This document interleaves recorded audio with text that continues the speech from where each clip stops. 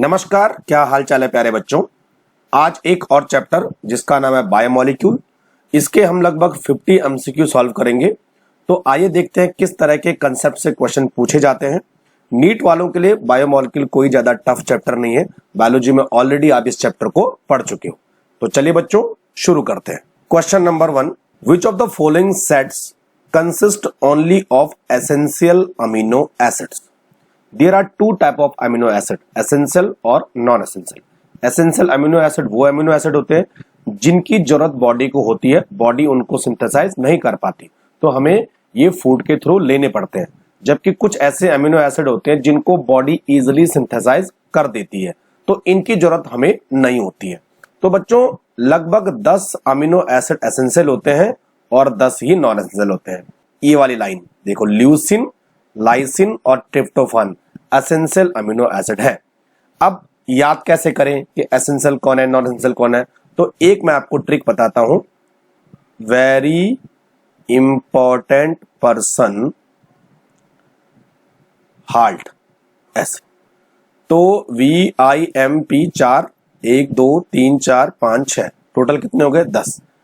V for valine, I for isoleucine, M for मैथ्योनिन, P for feline alanine, H for histidine, A for arginine, L for lysine, L for leucine, T for tryptophan और T for threonine. तो ये याद करने का तरीका है। Question number 2, alpha glucose and beta glucose are. देखिए, जब ग्लूकोज साइक्लिक स्ट्रक्चर में कन्वर्ट होता है तो ग्लूकोज पर एक एक्स्ट्रा कैरल कार्बन जनरेट हो जाता है, तो 2 आइसोमर और बनेंगे, alpha glucose and beta glucose. तो बच्चों अल्फा ग्लूकोज और बीटा ग्लूकोज एक दूसरे के एनोमर्स होते हैं। Question number 3, reduction of glucose by HI suggest that. तो ये हमारे पास ग्लूकोज है और जब इसका रिडक्शन होता है HI से HI, तो बच्चों ये नॉर्मल हेक्सेन में चेंज हो जाता है। तो ये रिएक्शन ये प्रूव करती है कि ग्लूकोज के पास 6 कार्बन है और 6 के 6 कार्बन स्ट्रेट चेन में लगे हुए हैं। तो D will be correct answer. Question number 4, cane sugar is made up of. Cane sugar का मतलब होता है सुक्रोज, और सुक्रोज बनी होती है ग्लूकोज से एंड फ्रक्टोज से। फ्रक्टोज का सेकंड वाला कार्बन और ग्लूकोज का पहला कार्बन 1-2 लिंकेज होती है बच्चों इसमें, है ना। अच्छा, जो ग्लूकोज होती है वो 6 मेंबर्ड रिंग है, जबकि फ्रक्टोज 5 मेंबर्ड रिंग है, जब ये अपनी पायरानोज और फिरानोज फॉर्म में होते हैं। तो आंसर हो जाएगा C, 6 membered glucose ring and 5 membered fructose ring. Question number 5, invert sugar is. तो इनवर्ट शुगर का मतलब होता है it is the equimolar mixture of glucose and fructose. देखिए बच्चों, जो सुक्रोज है जब हम उसका हाइड्रोलाइसिस करते हैं तो सुक्रोज बनाता है एक मॉलिक्यूल ग्लूकोज और एक मॉलिक्यूल फ्रक्टोज। क्लियर। अब देखिए, जो सुक्रोज है वो डेक्स्ट्रो रोटेटरी होता है, इसका कॉन्फ़िगरेशन होता है डेक्स्ट्रो, लेकिन जो फ्रक्टोज है उसका कॉन्फ़िगरेशन होता है लीवो और जो ग्लूकोज है उसका कॉन्फ़िगरेशन होता है डेक्स्ट्रो। लेकिन जो लीवो है उसका ऑप्टिकल रोटेशन होता है -92 और इसका होता है +52। अगर दोनों को मिला दिया जाए तो माइनस की वैल्यू ज्यादा आती है। तो जो सुक्रोज है वो डेक्स्ट्रो से और लीवो में कन्वर्ट हो जाता है, इसी को हम बोलते हैं inversion of sugar. Question number 6, the deficiency of vitamin B1 cause. तो विटामिन B1 का केमिकल नेम है थायमाइन, और थायमाइन से कौन सी डिजीज होती है, बेरीबेरी। क्वेश्चन नंबर 7, लिस्ट 1 को लिस्ट 2 से मैच करना है और ये कुछ विटामिन दे रखे हैं और उनके केमिकल नेम है।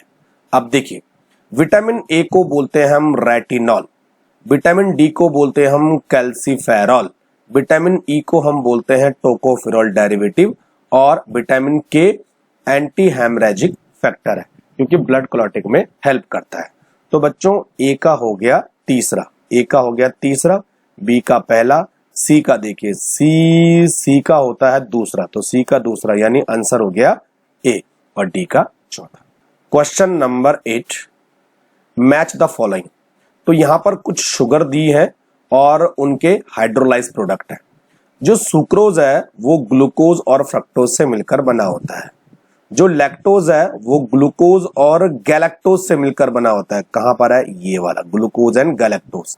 जो माल्टोज है वो 2 मॉलिक्यूल ग्लूकोज से मिलकर बना होता है, और जो रैफिनोज है वो जो है ग्लूकोज, फ्रक्टोज एंड गैलेक्टोज से मिलकर बना होता है। तो ए का होना चाहिए सेकंड, ए का सेकंड काफी ज्यादा है। तो बी का होना चाहिए थर्ड, बी का थर्ड, बी का थर्ड यहां भी है, तो ये और ये तो पॉसिबल है नहीं। सी का होना चाहिए 4, सी का होना चाहिए 4 यानी C will be correct. Question number 9, match करना है। इधर विटामिन के नाम दे रखे हैं, अगेन उनका केमिकल नेम दे रखा है। अब ये सारे विटामिन बी कॉम्प्लेक्स और सी है यानी वाटर सॉल्युबल विटामिन है। तो विटामिन सी बहुत फेमस नाम है, एस्कॉर्बिक एसिड। विटामिन B6 को हम बोलते हैं पारिडॉक्सिन। विटामिन B12 साइनोकोबालेमाइन, और विटामिन B9 यानी फोलिक एसिड। बी का 1 इधर आएगा, तो इन दोनों में आंसर होगा। और ए का 4 होगा, बी का चेक कीजिए, बी का होना चाहिए 3, बी का 3 यानी D will be correct. Question number 10, again list 1 को लिस्ट 2 से मैच करना है। यहां पर कुछ शुगर है और उनके मोनोमर्स है, लेकिन वो पायरेनोज और फिरेनोज के फॉर्म में है।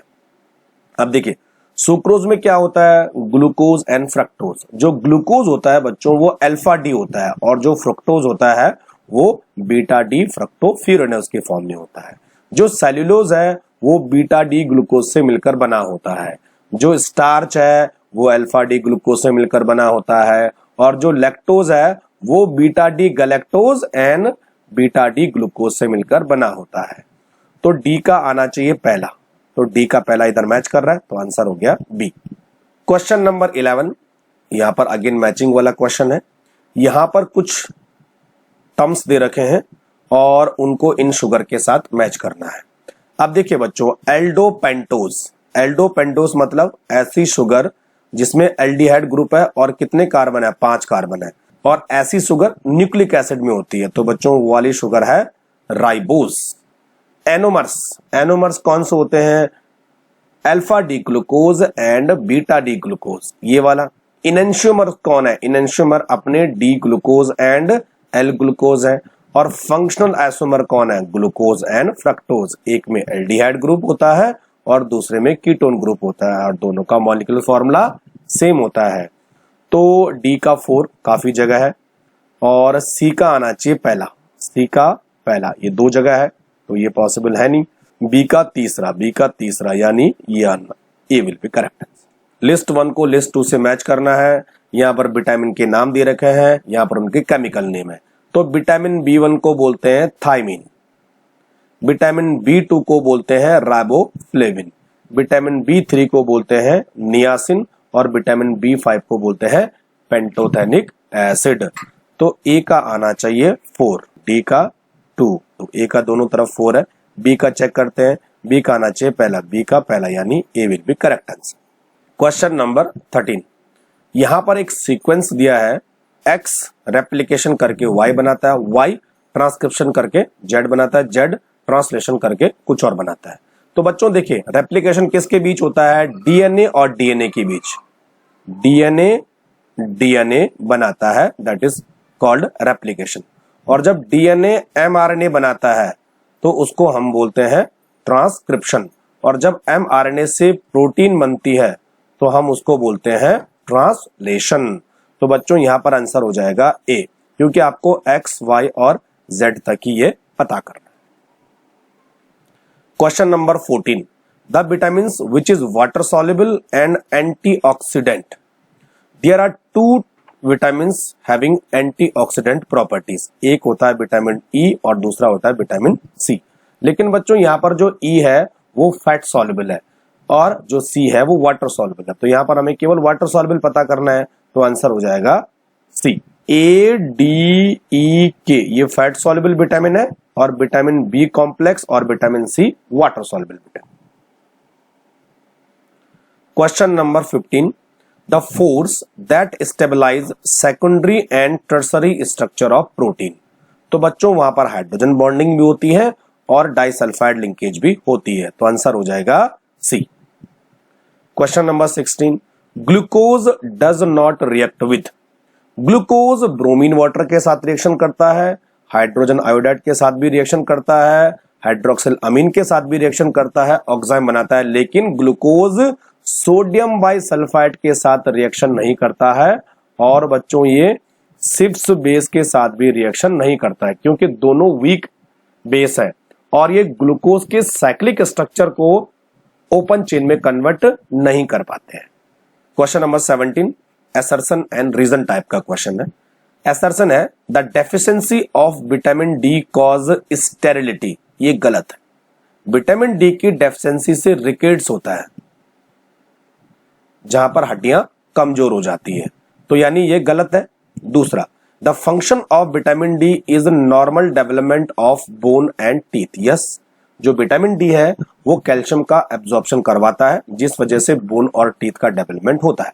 तो असर्शन तो गलत है, जबकि रीजन सही है। तो यहां पर देखो, A is false and R is true. D will be correct answer. Question number 18, nature of aqueous solution of two different amino acid X and Y are acidic and basic. यानी जो x है वो acidic amino acid है और जो Y है वो basic amino acid है। तो इनमें से एक्स और वाई क्या हो सकते हैं? देखो बच्चों, अब एसिडिक अमीनो एसिड कौन से होते हैं? Aspartic acid and glutamic acid. Aspartic acid and glutamic acid, तो ये वाला तो पॉसिबल है नहीं, है ना। तो इन तीनों में देखो, ये ग्लूटामाइन है, ये भी पॉसिबल है नहीं। एस्पार्टिक एसिड, ग्लूटामिक एसिड, और जो बेसिक अमीनो एसिड होता है बच्चों वो होता है लाइसीन, है ना। तो आंसर हो जाएगा D. Question number 19, starch is made up of. Starch is made up of alpha glucopyranose. Starch एक पॉलीमर है जो ग्लूकोज से मिलकर बना होता है। Question number 20, the secondary structure of protein referred to.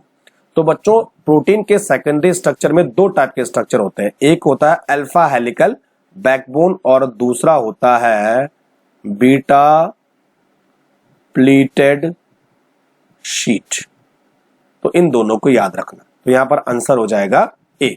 Question number 21, if amino group of glycine and carboxylic acid group of alanine, दो amino acid है ग्लाइसिन और एलानिन, और आपस में पेप्टाइड बॉन्ड बनाते हैं, तो उस पेप्टाइड का नाम और वो किस तरह का पेप्टाइड होगा? देखो बच्चों, जब दो अमीनो एसिड आपस में मिलके एक पेप्टाइड बॉन्ड बनाते हैं तो उस पेप्टाइड को हम बोलते हैं डाई पेप्टाइड।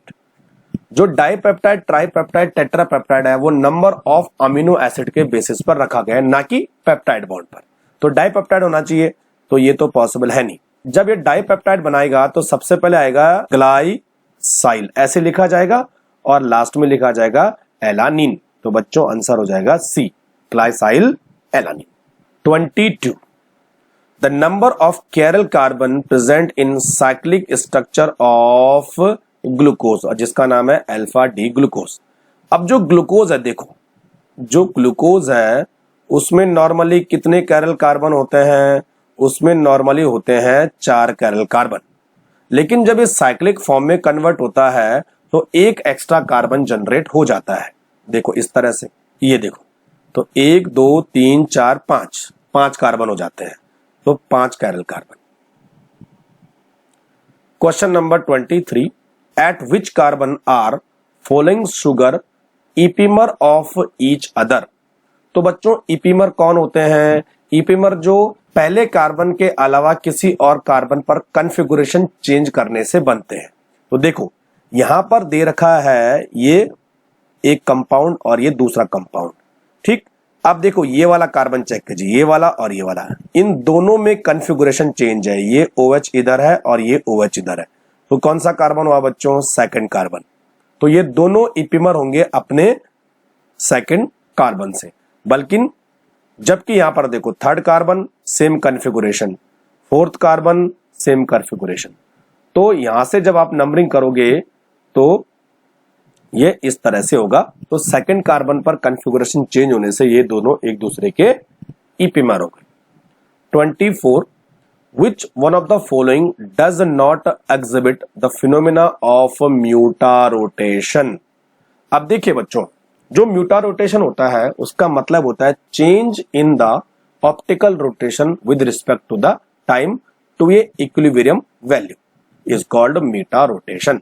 अब म्यूटारोटेशन वही कंपाउंड करेंगे जो अपने साइक्लिक स्ट्रक्चर से ओपन चेन में कन्वर्ट हो सकते हैं और जिनमें ओपन होने पर एल्डिहाइड ग्रुप आ सकता है।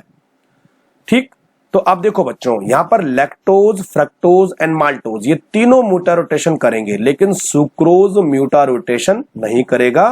और एक और खास बात, जो रिड्यूसिंग शुगर होती है,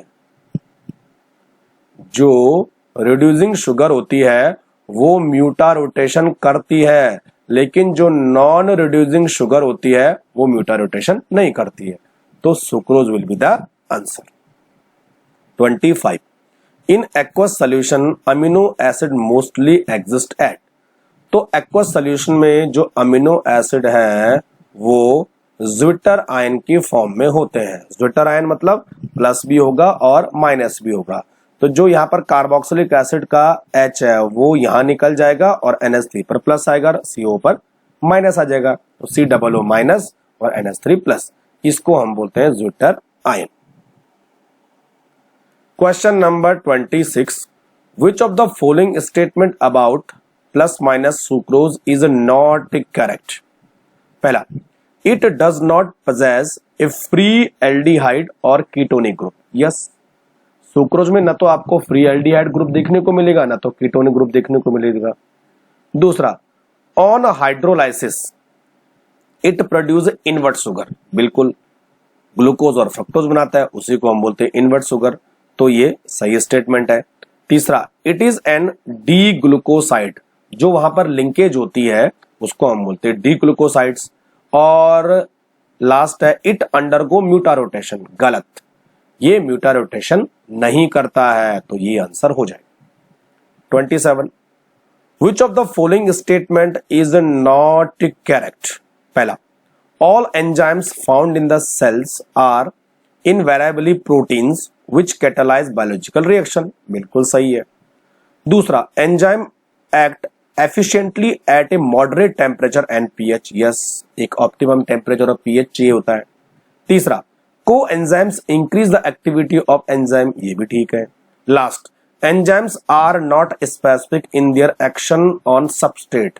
बच्चों, एंजाइम हमेशा स्पेसिफिक होते हैं, किसके लिए? सबस्ट्रेट के लिए। एक पर्टिकुलर एंजाइम एक पर्टिकुलर सबस्ट्रेट को ही कैटालाइज करता है, की लॉक सिस्टम। तो आंसर हो गया डी।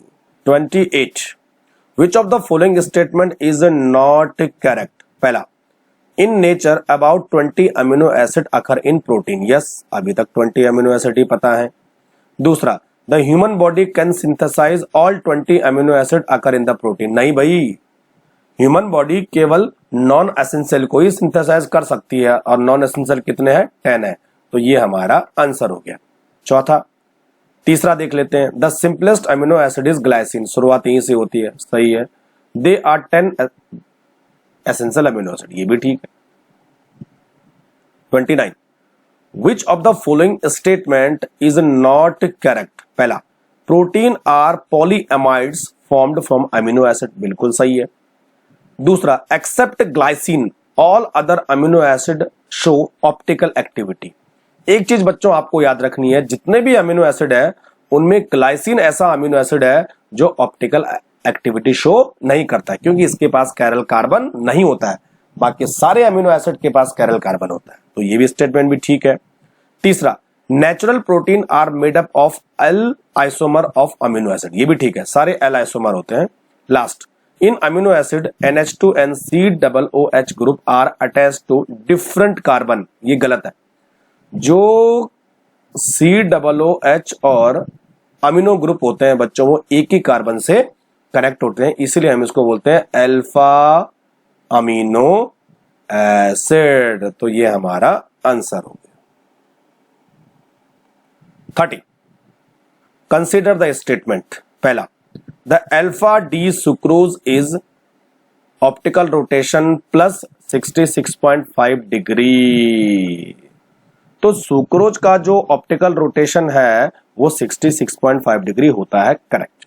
दूसरा, the alpha D of alpha D glucose is 52.5 degree. हाँ, जो डी ग्लूकोज है उसका ऑप्टिकल रोटेशन 52.5 डिग्री होता है। तीसरा, the alpha D of beta D fructose is plus 92.5। तो बच्चों ये प्लस 92.5 नहीं होता, ये होता है माइनस 92.5। तो ये तीसरा वाला गलत है, तो यहाँ पर करेक्ट स्टेटमेंट पूछ रहा है। तो करेक्ट स्टेटमेंट देखो, इस पे तीसरा है, इसमें तीसरा है, इसमें तीसरा है, तो आंसर हो जाएगा बी, ओनली 1। अब दूसरा स्टेटमेंट भी ठीक है यहाँ पर, लेकिन ऑप्शन में नहीं है, ठीक है, तो आपको याद रखना है दोनों स्टेटमेंट एकदम परफेक्ट है। 31, glucose is non reducing sugar, और आपको यहाँ पर इनकरेक्ट स्टेटमेंट फाइंड आउट करना है। Glucose is non reducing sugar, ये इनकरेक्ट है भाई, ग्लूकोज तो रिड्यूसिंग शुगर है ना, तो ये ठीक है। सुक्रोज इज रिड्यूसिंग शुगर, ये भी गलत स्टेटमेंट है, सुक्रोज एक नॉन रिड्यूसिंग शुगर है, ठीक। Maltose is non reducing sugar, ये भी गलत स्टेटमेंट है, क्योंकि माल्टोज रिड्यूसिंग शुगर होती है। Lactose is non reducing sugar, भाई लैक्टोज रिड्यूसिंग शुगर है, तो सारे स्टेटमेंट गलत है, तो आंसर हो जाएगा D. 32, denaturation of protein leads to loss of its biological activity by. तो जब प्रोटीन का डीनेचुरेशन होता है तो सेकेंडरी, टर्सरी और क्वाटरनरी 3 स्ट्रक्चर डिस्ट्रॉय होते हैं, लेकिन प्राइमरी स्ट्रक्चर लॉस नहीं होता है। तो बच्चों आंसर हो जाएगा D, loss of both secondary and tertiary structure, even quaternary structure also has been lost. 33, in both DNA and RNA heterocyclic base and phosphate ester linkage are eight.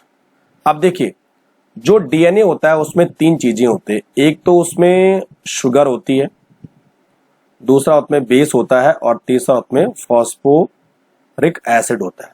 तो जो sugar होती है उसके फर्स्ट कार्बन से यहां पर base जुड़ा होता है, ये सेकंड हुआ, ये थर्ड हुआ, ये फोर्थ हुआ और फिफ्थ, और जो फिफ्थ कार्बन होता है बच्चों उससे फॉस्फोरिक एसिड जुड़ा होता है, तो वसी से फॉस्फोडाइस्टेरेज लिंकेज होती है। तो आंसर हो जाएगा 1 and 5th of the sugar molecule. 34, to convert glucose into saccharic acid the reagent used. तो ग्लूकोज देखिए CHO, CHOH का 4 एंड CH2OH। अगर हम ग्लूकोज की रिएक्शन करा दें नाइट्रिक एसिड के साथ, तो ग्लूकोज के दोनों टर्मिनल ग्रुप कार्बोक्सिलिक एसिड में चेंज हो जाते हैं, और इसी को हम बोलते हैं सैक्रिक एसिड। तो बच्चों आंसर हो जाएगा C. Question number 35, the amine hormones is. तो बच्चों ये एड्रेनालिन हार्मोन्स अमीन हार्मोन्स है, जो इंसुलिन है वो पेप्टाइड हार्मोन्स है, जो टेस्टोस्टेरोन है वो स्टेरॉयडल हार्मोन्स है, और जो EDH है यानी एंटी डायरेटिक हार्मोन्स ये भी पेप्टाइड हार्मोन्स होता है। 36, the RNA which take part in the synthesis of protein. तो सारे RNA, mRNA, rRNA और tRNA, ये तीनों के तीनों प्रोटीन सिंथेसिस में हिस्सा लेते हैं। Question number 37, D alanine differ from L alanine with respect to. तो डी और एल में केवल कॉन्फ़िगरेशन का फर्क है, और दोनों एक दूसरे की मिरर इमेज होती है, इसका मतलब दोनों एक दूसरे के इनएंशियोमर है। तो बच्चों आंसर हो जाएगा A, configuration. 38, when glucose is react with bromine water the major product is. तो अभी मैंने नाइट्रिक एसिड के साथ रिएक्शन की थी, अब हम रिएक्शन करेंगे ब्रोमीन वाटर के साथ। तो जो ब्रोमीन वाटर है वो एक माइल्ड ऑक्सीडाइजिंग एजेंट है, Br2NH2O।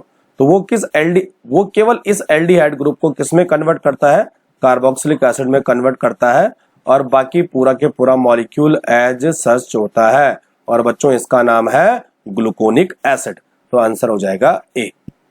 39, which of the following naphthoquinone derivative. तो बच्चों जो विटामिन के है वो नेप्थोक्विनोन डेरिवेटिव होते हैं। 40. The disease pernicious anemia is caused by the deficiency of which vitamin? तो जो pernicious anemia है वो विटामिन B12 यानी साइनोकोबालामिन के थ्रू होती है, और pernicious anemia में ब्लड सेल ढंग से नहीं बन पाती है। 41. The sulfur containing amino acid is, तो जो सिस्टीन है बच्चों वो सल्फर कम्युनो एसिड होता है और उसमें जो है SH ग्रुप प्रेजेंट होता है।